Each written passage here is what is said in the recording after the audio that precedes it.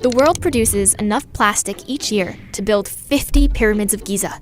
That's over 350 million tons of candy wrappers, PVC pipes, and synthetic t-shirts. While most of it ends up in landfills, 8 million tons of plastic winds up in our oceans each year. Those of us who are in a certain income level, we have something called choice. The reason you want to work hard and have a job and not be poor and broke is so you can have choices, economic choices. We actually get a chance to choose not to use products that have dangerous, poisonous plastic in them. Other people who are poor don't have those choices. The United States produces more plastic waste than any other country in the world, hundreds of tons per person. About 90% of it ends up in landfills, is burned or shipped overseas. We're told this disappears.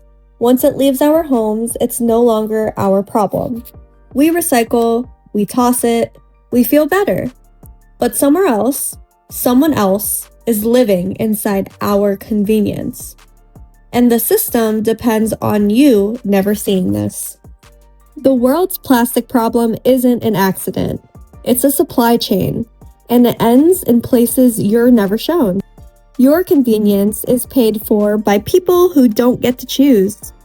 Welcome back to Beyond Surface Level. This is where we question what we're told, uncover what's hidden, and look deeper at the systems shaping our world. Convenience has been sold to us as progress. Single-use plastics, fast packaging, next-day delivery, all framed as clean, modern, and harmless. You grab your coffee, your food comes sealed and wrapped, your order arrives layered in plastic and cardboard, and when you're done, you throw it away. Out of sight, out of mind. That moment matters more than we realize, because the system isn't built around where plastic goes, it's built around how quickly you can stop thinking about it. Recycling plays a major role in that illusion.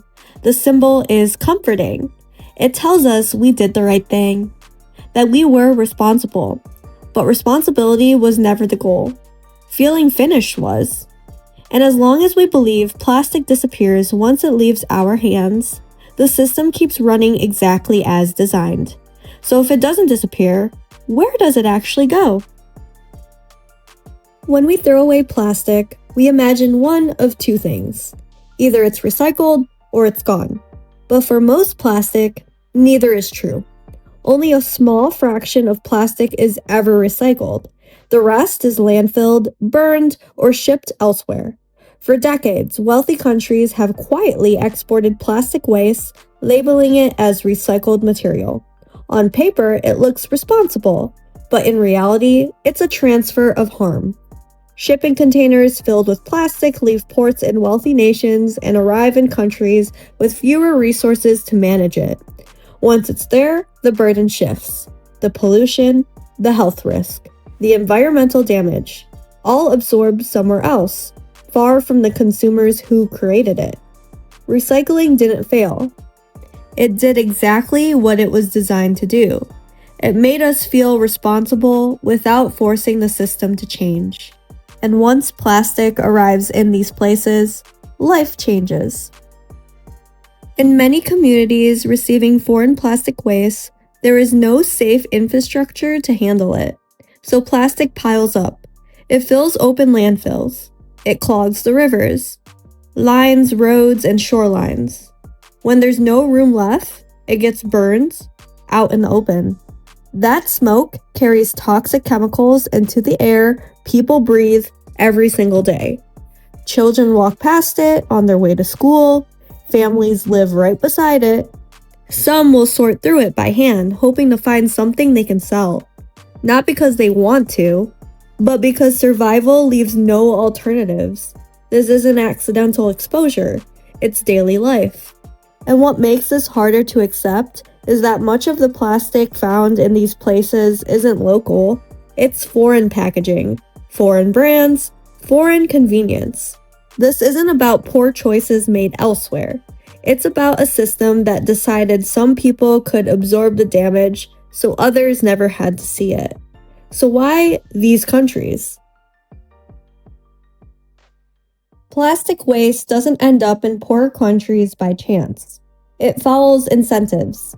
weaker environmental regulations, limited waste management systems, economic pressure to accept what wealthier nations refuse to deal with.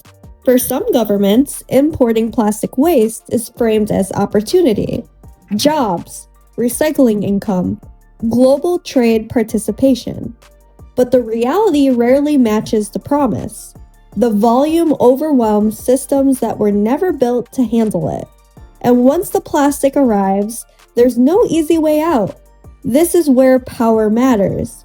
When wealthy countries consume more than they can manage, they don't just slow down, they export the consequences.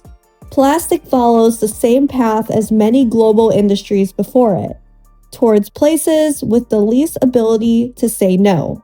Convenience flows upward, damage flows downward, and the system stays invisible as long as we don't look past our own trash cans. By the time plastic reaches these countries, the damage is already done. But the cycle doesn't stop there, because while communities deal with the waste, plastic production keeps increasing. Companies continue flooding the market with single-use packaging, products wrapped, sealed, and engineered for convenience. And when the consequences surface, responsibility is quietly redirected. They'll tell you to recycle more, to consume responsible, to make better choices. The burden shifts back to the consumer, even though the system was never built for the individual solutions. Plastic isn't produced this way by accident. It's cheap, it's profitable, and it's designed to be disposable. As long as plastic stays invisible after we throw it away, the cycle stays intact. Overproduction, exported waste, hidden harm, convenience for some, consequences for others. So what do we do with that reality? This isn't about guilt, and it's not about pretending individual choices can fix a global system. This is about awareness, because once you see how convenience really works, you start to notice its shadow. You realize that away isn't a place, it's a decision. One that's been outsourced to people who never agreed to carry it. Understanding the system doesn't mean opting out overnight, it means seeing it clearly. And clarity is where change actually begins. So if this video made you think, leave a comment. I'd love to hear your thoughts. Much love, and I'll see you next Sunday.